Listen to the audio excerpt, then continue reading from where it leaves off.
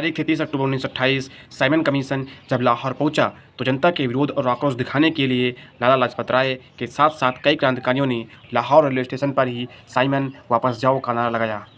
लाठीचार्ज में लाला लाजपत राय गंभीर रूप से घायल हुए और उन्हें हॉस्पिटल में भर्ती कराया गया। 18 दिन तक संघर्ष करने के बाद 17 नवंबर 1928 को उन्होंने अंतिम सांस ली।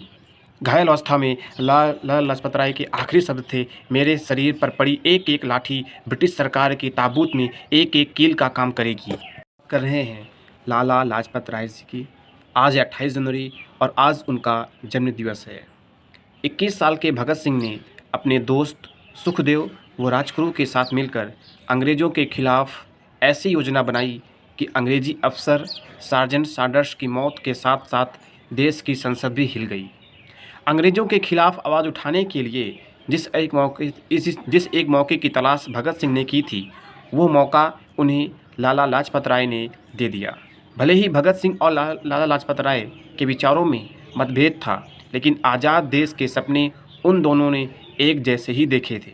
लाला जी के व्यक्तित्व से जहां पंजाब का हर एक युवा प्रभावित था, ऐसे में भगत सिंह भी उनको अपना राजनीतिक गुरु मानते थे। एक सफल वकील, शिक्षाविद, पहले स्वदेशी पंजाब नेशनल बैंक की स्थापना करने वाले व हिंदू, उर्दू, पंजाबी भाषा में विराट साहित्य के रचयिता, ये सारे लाला जी के व्यक्तित्व के कई सारे पहलू थे। उन्हीं में से एक पहलू वो है जिसने भगत सिंह को अंग्रेज़ों के खिलाफ लड़ने की शक्ति भी दी। आज 28 जनवरी को लाला लाजपत राय जी का जन्मदिवस है। बात साल 1928 की है। तब तक लाला लाजपत राय वकालत छोड़कर आज़ादी के लिए लड़ाई का हिस्सा बन चुके थे। इसी साल अंग्रेज़ों ने भारत में अपने कानून में सुधार लाने के लिए साइमन कमीशन बनाया। संवैधानिक सुधारों के तहत 1928 में अंग्रेज़ों का बनाया साइमन कमीशन भारत आया। तब इसके विरोध में सबसे पहले लाला जी ही आगे आए। वो जानते थे कि इस कमीशन में एक भी भारतीय प्रतिनिधि नहीं है, इसलिए इससे भारतीयों का भला मुमकिन ही नहीं है।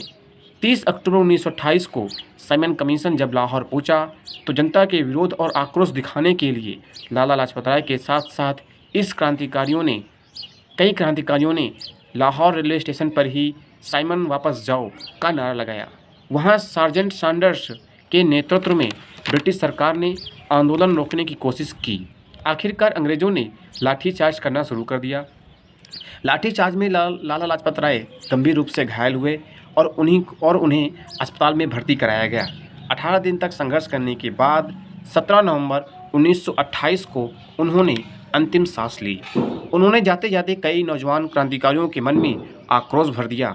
लाला जी की मौत का बदला लेने के लिए ही भगत सिंह, सुखदेव वो राजगुरु के साथ मिलकर सार्जेंट सैंडर्स को मारने की ठानी। घायल अवस्था में लाला लाजपत राय जी के आखिरी शब्द थे, मेरे शरीर पर पड़ी एक एक लाठी ब्रिटिश सरकार के ताबूत में एक एक कील का काम करेगी। और यही से होती है भारत में अंग्रेजी हुकूमत के अंत की शुरुआत। तो क्रांति शब्द का अर्थ होता है सुधार, बदलाव। और ये सुधार बदलाव तभी आता है जब कोई पुरानी व्यवस्था जो चली आ रही होती है वो टूटती है, उसके स्थान पे कोई नया व्यवस्था या कोई नया चीज़ ग्रहण करती है। आज भी भारत में एक फिर से क्रांति की ज़रूरत है, लेकिन यह क्रांति तलवारों से नहीं, सत्य व विवेक से लड़ी जाएगी। आचार्य प्रशांत अहर्निश इस क्रांति का नेतृत्व कर रहे हैं। उनकी शिक्षाएं लोगों को अंधविश्वास, शोषण व पर्यावरण विनाश के खिलाफ जागरूक कर रही है। वे लाखों युवाओं, महिलाओं और परिवारों को एक नया जीवन का मार्ग दिखा रहे हैं। वो वेदांत का प्रचार कर रहे हैं।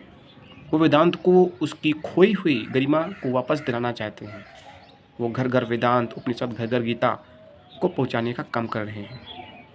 वो सत्य के लिए काम कर रहे हैं। सत्य को इस जीवन में कैसे लाया जाए, कैसे सत्य के प्रति समर्पित हुआ जाए, कैसे अपने अंदर करुणा, प्रेम, कैसे अपने अंदर आदि आत्मज्ञान को जीवन का हिस्सा बनाया जाए, ये काम कर रहे हैं। लेकिन ये मिशन अकेले संभव नहीं है।